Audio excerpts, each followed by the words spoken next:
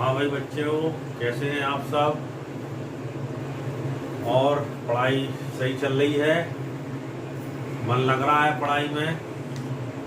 कोई विकल्प ही नहीं रह गया है पढ़ाई के अलावा, और कुछ काम ही नहीं रह गया है।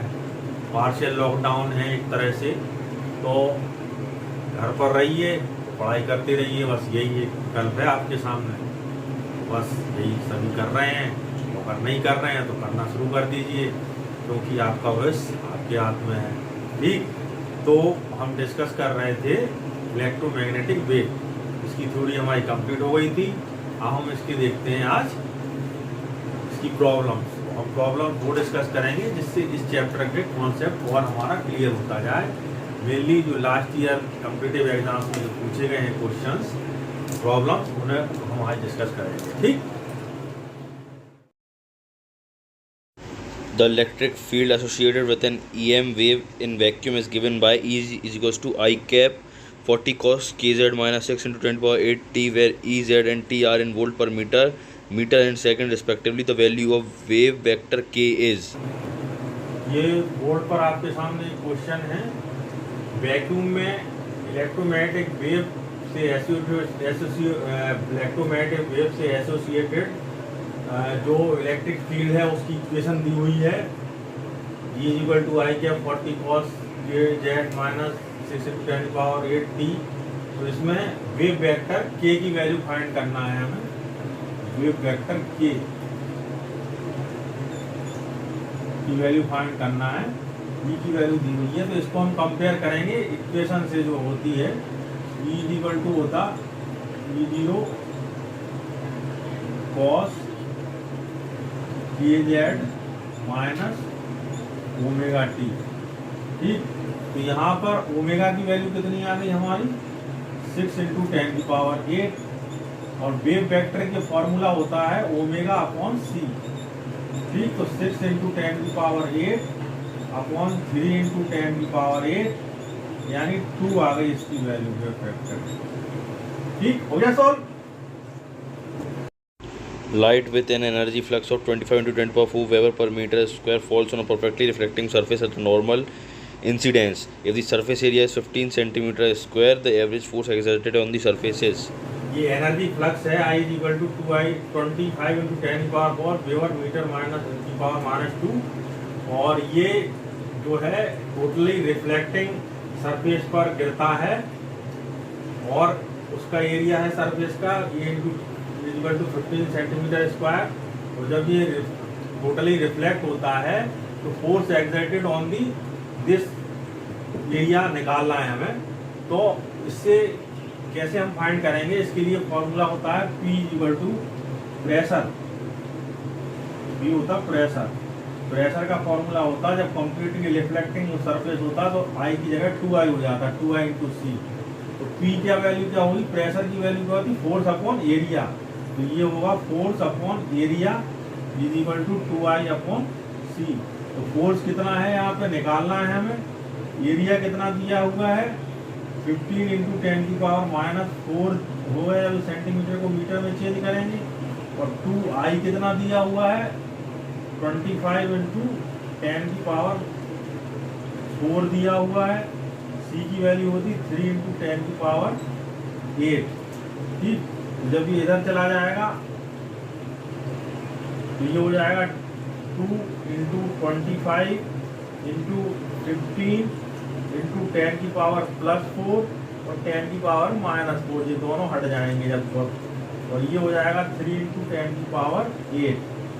ठीक, तो ये 3 5 या 15, 5 5 या 25, 25 या 50 और 50 5 जा 250, 250 into 10 की पावर -8। ठीक, तो ये इसको हम अगर ऑल सॉल्व करेंगे तो 2.5 into 10 की पावर -6 आ जाएगा न्यूटन फोर्स की वैल्यू। ठीक है, The energy of an EM wave is of the order of 15 keV. To which part of a spectrum does it belong? Energy of electromagnetic wave जो है 15 kilo electron volt है। तो हमें ये पूछा गया है कि ये जो एनर्जी है किसकी है, एक्सरे की है, गामा रे की है, इंफ्रारेड की, अल्ट्रावायलेट रेज की है। तो इसके लिए सीधा सीधा फॉर्मूला जो हमने पढ़ा था वो फॉर्मूला ये है Sc/λ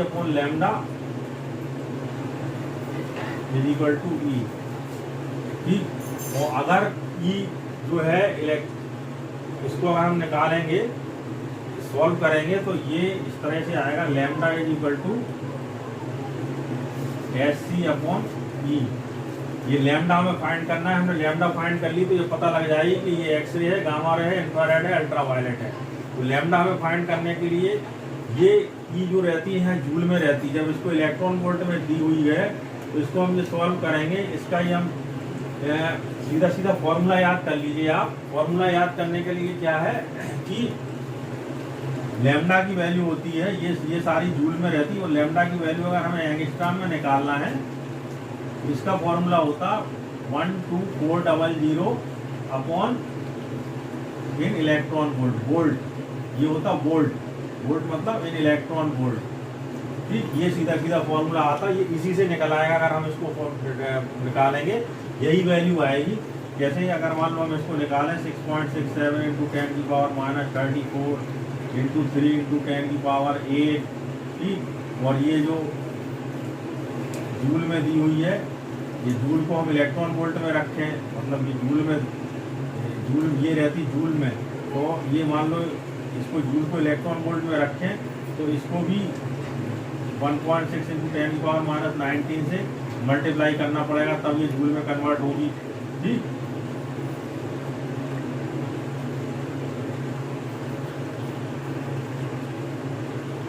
ठीक है। तो ये फॉर्मूला अगर इसका सबको सॉल्व करेंगे तो ये फॉर्मूला ये आ जाएगा। ये आगे हमें पढ़ने को भी मिलेगा, नेक्स्ट चैप्टर जो हमारा आएगा उसमें ये हमें पढ़ने को भी मिलेगा ये वाला फॉर्मूला। तो ये सीधा सीधा निकाल लो, 12400 अपॉन वोल्ट है 15 इंटू 10 की पावर 3 किलो इलेक्ट्रॉन वोल्ट है। ठीक, तो इसको हम डिवाइड करेंगे तो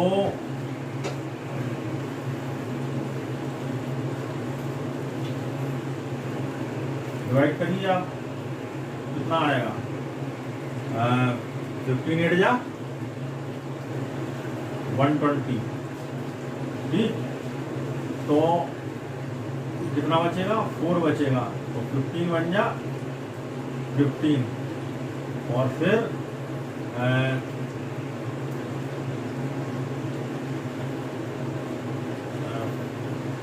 सॉरी 15 2 या 30, 4 बचेगा तो 15 2 या 30, तो 10 बचेगा। तो ये 8.2 इंटू ये वाला है 10 की पावर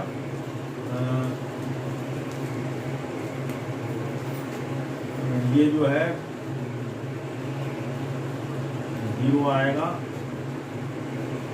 इंटू 10 की पावर माइनस 3 आएगा, तो ये आ जाएगा 0.8।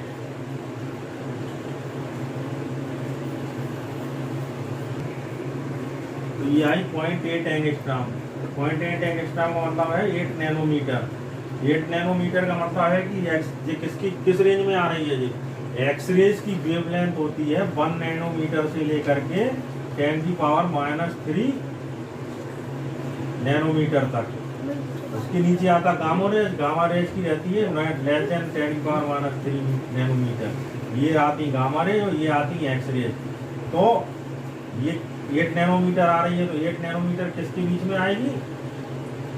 8 नैनोमीटर किसके बीच में आएगी? 8 नैनोमीटर आएगी आपके एक्सरेज में। ठीक, इसकी वैल्यू आई 8 एंगस्ट्रॉम। 8 एंगस्ट्रॉम को हम नैनोमीटर में चेंज करते तो नैनोमीटर क्या है? एंगस्ट्रॉम से बड़ी यूनिट है। तो क्या होगा, ये जो पॉइंट है और इधर खिसक जाएगा, यानी पॉइंट आएगा यहाँ पे 0.08 नैनोमीटर। और ये 0.08 नैनोमीटर किस रेंज में आता है?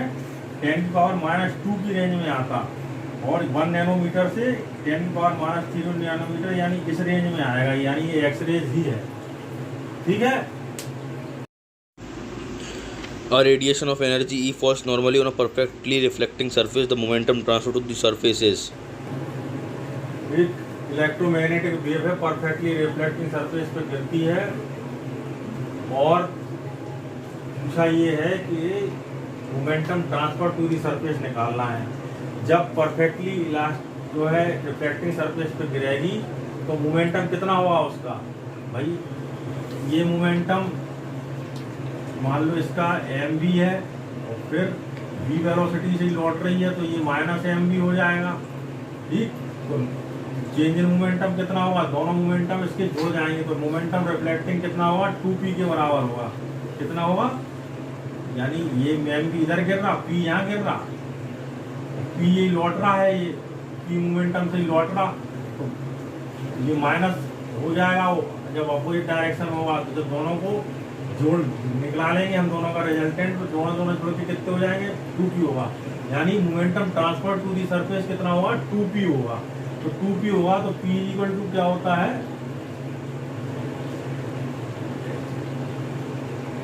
देखो mc स्क्वायर इक्वल टू क्या होता है, e, ठीक है, और mc into c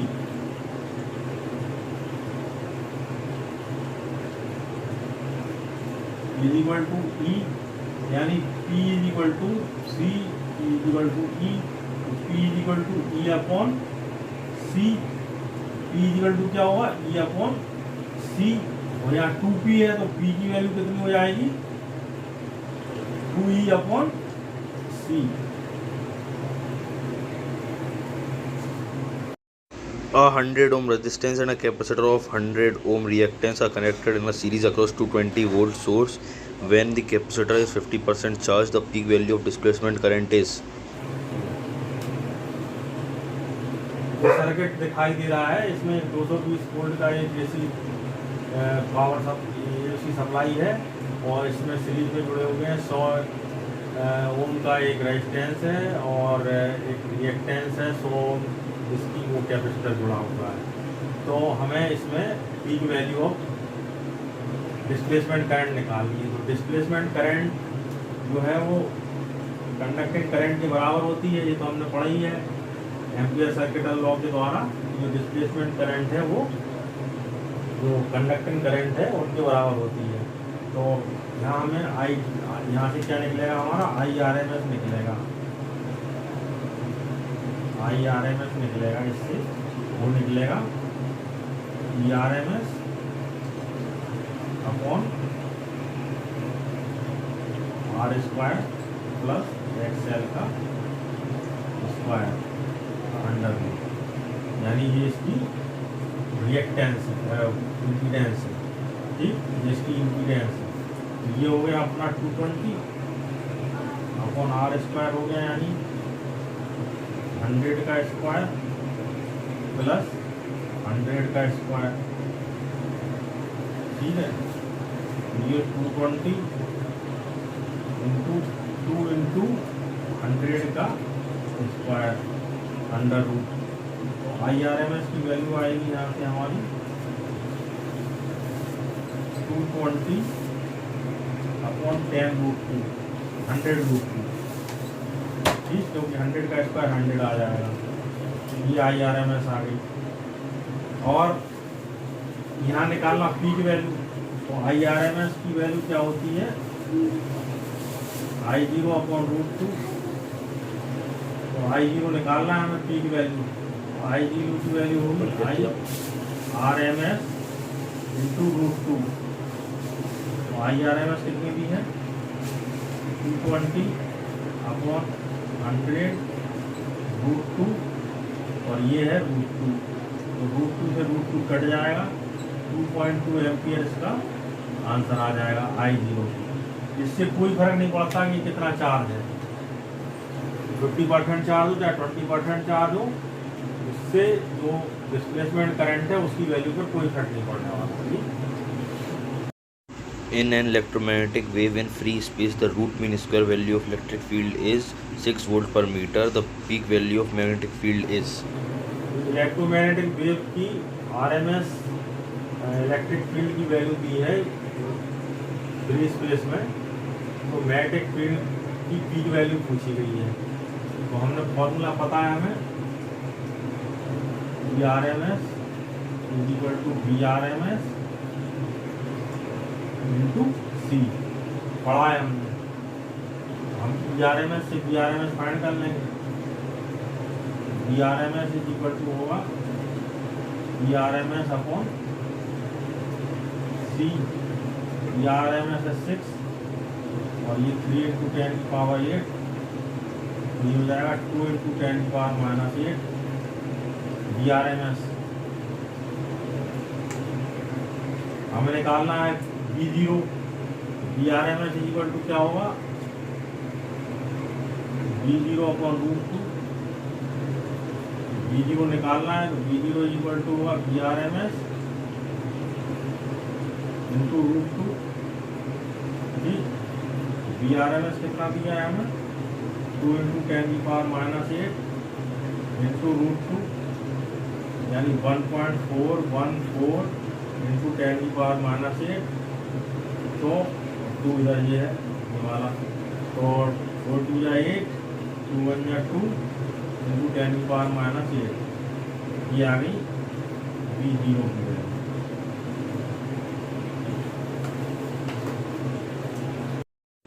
A parallel plate capacitor of capacitance 20 microfarad is being charged by a voltage source whose potential is changing at a rate of 3 volt per second. The conduction current through the connecting wires and the displacement current through the plates of the capacitor would be respectively. ये AC source है, ये charging कर रहा है 3 volt पर second के हिसाब से। तो इसमें कैपेसिटर जुड़ा हुआ है सर्किट में, जिसकी कैपेसिटेंस 20 माइक्रोफैरड है। अब हमें इसमें कंडक्शन करंट और इसकी प्लेट्स के बीच में डिस्प्लेसमेंट करंट फाइंड करनी है। तो जब चार्जिंग होती है तो डिस्प्लेसमेंट करंट कंडक्टिंग करंट के बराबर होती है, डिस्प्लेसमेंट करंट कंडक्शन करंट के बराबर होती है। यानी जितनी कंडक्शन करंट यहाँ से जाती है उतनी कंडक्शन करंट यहाँ से निकलती है। ID is equal to IC होती है, ये तो हमें पता है।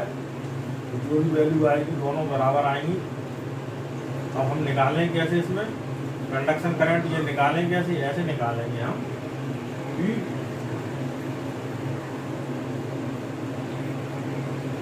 I हमें निकालना है तो Q इक्वल टू क्या होता, C इंटू V। ठीक, तो अब इसको हम क्या करेंगे, T से इसको कर देंगे differentiate, differentiation both side with T, dQ upon dt is equal to C dV upon dt। ठीक, तो ये dQ अपॉन dt की वैल्यू क्या हो गई, I के बराबर हो गई, ये हो गई I के बराबर। ठीक, तो ये आ जाएगा इससे I इज इक्वल टू, यही डिस्प्लेसमेंट करंट है और यही कंडक्शन करंट है, ये आएगी C dV अपॉन dt के बराबर। ठीक, तो dV अपॉन dt कितना है, 3 वोल्ट पर सेकेंड है, यानी ये 3 वोल्ट पर सेकेंड है। इसकी वैल्यू कितनी है, 20 इंटू 10 की पावर माइनस 6 है। तो ये आ जाएगी आपकी 60 इंटू 10 की पावर माइनस 6 एम्पियर। ठीक, यानी 60 माइक्रो एम्पियर।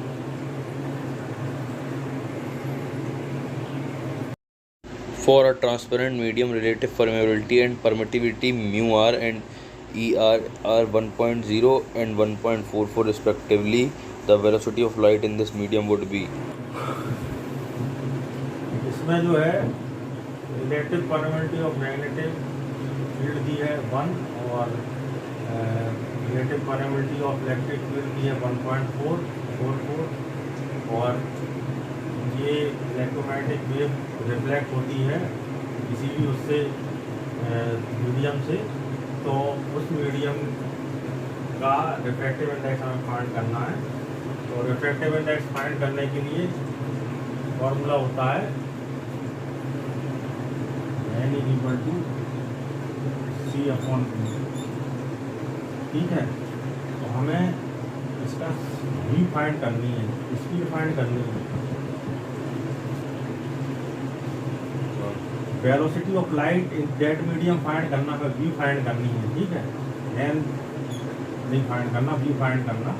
इसका फॉर्मूला होता अंडर रूट म्यू r और एप्सिलॉन आर। ठीक है, तो इसको जब भी निकालेंगे हम तो ये हो जाएगा C upon U R epsilon R. C की वैल्यू है 3 × 10⁸, यू की वैल्यू है 1 और इसकी है 1.44, ये हो जाएगा 1.2, 3 × 10⁸ इंटू 1.2। ठीक, तो इसको क्योंकि जब 1.44 का अंडरवुड करेंगे तो 1.2 आएगा, इसको ये बढ़ जाएगा तो ये हो जाएगा 3 × 10⁹ अपॉन 12, ये हो जाएगा 10⁹ अपॉन 4। ठीक, और इसको हम और करेंगे तो 10/4 इंटू 10⁸। ठीक, तो ये हो जाएगी 4 × 2 = 8। ठीक, कैरी बचा 2, 4 × 5 = 20, 2.5 × 10⁸ मीटर पर सेकंड इसका आंसर आएगा। ठीक है, Light with an average flux of 20 Weber per centimeter square falls on a non-reflecting surface at a normal incidence having surface area 20 centimeter square. The energy received by the surface during the time span of 1 minute is। Intensity equal to होता है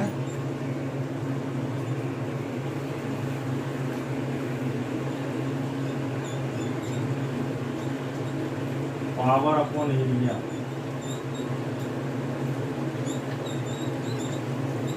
power की value होती है energy upon time.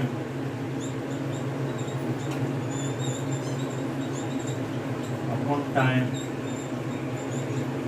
Into area.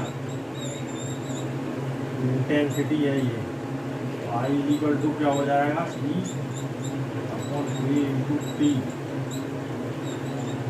ये ई हमें find करना है। E equal to क्या हो जाएगा, आई इंटू ए इंटू टी। आई कितना है 20 अपॉन 10⁻⁴। इसको हम सेंटीमीटर टू मीटर में चेंज करेंगे। एरिया है 20 इंटू 10⁻⁴। ये है 60, 1 मिनट है, इसको 60 सेकंड में चेंज करेंगे।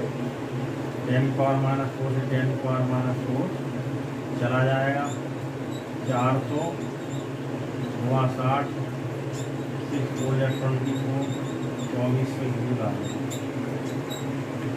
यह 1 0 कम हो गया, 60 था तो 60 से जब इसका मल्टीप्लाई हुआ 400 का ये आएगा, यानी 24 × 10⁻³ जूल।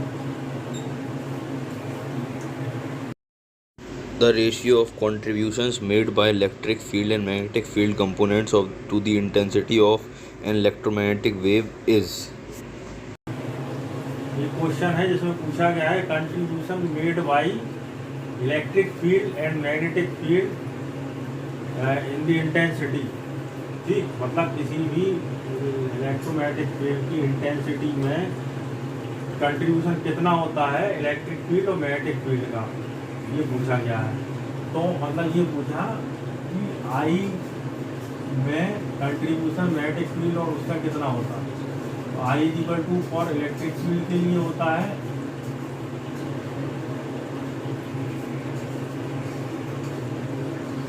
ई इंटू सी, और इसके लिए होता है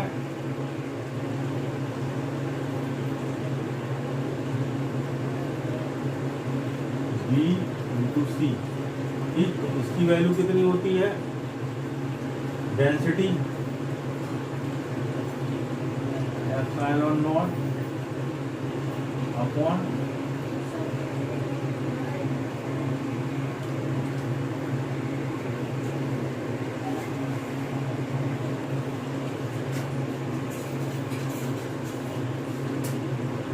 इसकी वैल्यू होती है Vrms²/2। ठीक, और इसकी वैल्यू होती है Vrms²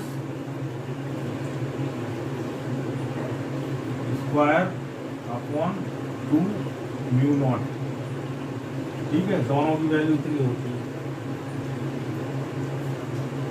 तो जब हम इसको इसमें दोनों में रिलेशन देखेंगे तो क्या आएगा, ये देखें हम आई और आई बी पे रिलेशन देखेंगे तो कितना आएगा। इसमें हम रखें, अगर इसकी वैल्यू रखें आई में, तो ये आएगा आई इक्वल टू आएगा epsilon not PRMS square upon 2 into c. ठीक है, तो अब PRMS की जब हम वैल्यू रखेंगे, VRS के टर्म में लगा लेंगे इसकी PRMS की वैल्यू, तो कितनी आएगी, VRS के टर्म में इसकी वैल्यू निकालेंगे तो ये आएगी VRMS इक्वल टू होती VRMS into C.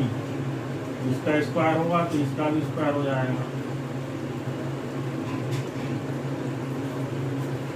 Epsilon not upon 2 VRMS का स्क्वायर और सी का स्क्वायर।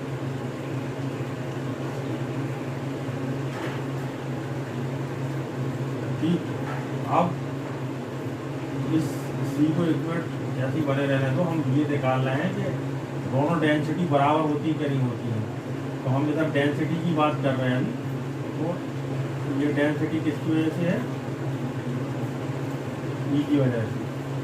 डेंसिटी की बात कर रहे हैं हम, तो यहाँ सी की वैल्यू हम रखेंगे अगर, तो सी की वैल्यू होती है 1 upon mu naught epsilon not.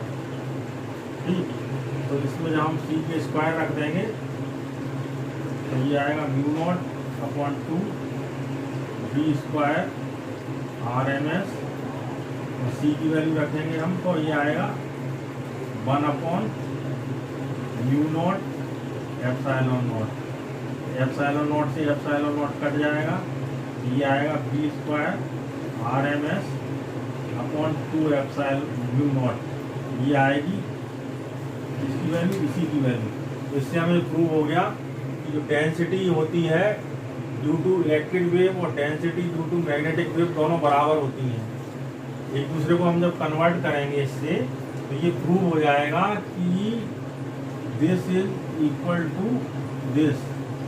जब this is equal to this तो this is equal to this.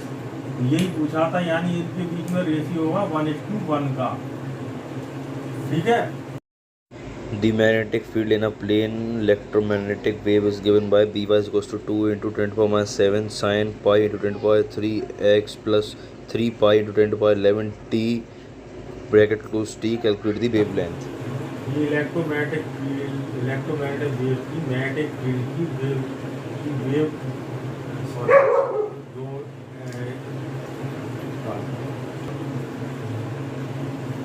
कोई इलेक्ट्रोमैग्नेटिक वेव है, इलेक्ट्रोमैग्नेटिक वेव की मैग्नेटिक फील्ड की इक्वेशन दी हुई है। ठीक है, और इसकी हमें वेवलेंथ फाइंड करनी है। तो इस इक्वेशन को हम इससे कंपेयर करेंगे, B is equal to V0 sine kx minus omega t. इससे हम जब कंपेयर करेंगे तो यहाँ से ओमेगा की वैल्यू आएगी 3 इंटू 10 की पावर 11। ठीक, तो हमें इससे लैम्डा निकालना है। तो यहाँ से सबसे पहले हम निकालेंगे वैल्यू इसकी, ठीक, फ्रिक्वेंसी की 3 इंटू 10 की पावर 11। फ्रिक्वेंसी की वैल्यू आएगी 3 इंटू 10 की पावर 11 अपॉन 2 पाई। ठीक, और हमें निकालना है इसकी वेवलेंथ। वेवलेंथ की वैल्यू होती है C अपॉन एफ, जो कि C equal to lambda into f. ये हो जाएगा हमारा C की वैल्यू 3 इंटू 10 की पावर 8 अपॉन 3 इंटू 10 की पावर 11 अपॉन 2 इंटू 3.14। ठीक है, तो ये हो गया हमारा इससे ये कट जाएगा और ये 10 की पावर 11 था, ऊपर जाएगा तो माइनस के 3 बचेंगे। 10 की पावर -3 इंटू 6.28, ये आया 6.28 इंटू 10 की पावर -3, ये आई इसकी लैम्डा। मैग्नेटिक वेव है, उसकी मैग्नेटिक फील्ड की इक्वेशन दी हुई है, इसको हम इससे कंपेयर करते हैं तो ओमेगा की वैल्यू आएगी हमारी 3 पाई इंटू 10 की पावर 11। ठीक, तो यहाँ से 2 pi f equal to 3 pi into 10 की पावर 11, तो एफ की वैल्यू आएगी 3 पाई इंटू 10 की पावर 11 अपॉन 2 पाई। ठीक, तो यहाँ से एफ की वैल्यू आएगी 1.5 इंटू 10 की पावर 11, एफ की वैल्यू। ठीक, अब इससे हम निकालेंगे लैम्डा की वैल्यू। लैम्डा की वैल्यू होगी सी अपॉन एफ, ये होगा 3 इंटू 10 की पावर 8, ठीक, अपॉन 1.5 इंटू 10 की पावर 11, ये आ जाएगा 2 इंटू 10 की पावर -3।